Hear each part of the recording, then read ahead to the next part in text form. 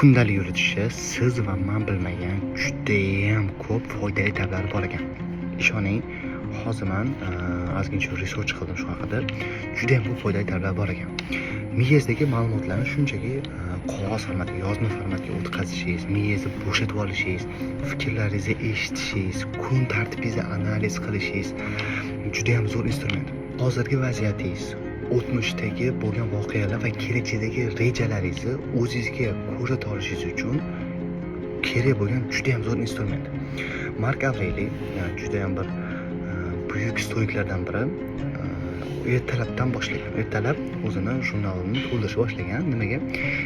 Kun davomida ko'rish mumkin bo'lgan bir yoqimsiz, yomon insonlarga o'zini tayyor qilish uchun, ya'ni o'sha insonlar uni ichki dunyosiga ta'sir qilmasligi uchun, kun davomida yomon kayfiyatda yurmasligi uchun ertalabdan boshlagan. Va tungi tahlil, kun davomida qilgan xatolaringiz, ishlaringiz, yutuqlaringizni bitta ko'zdan kechirib olasiz.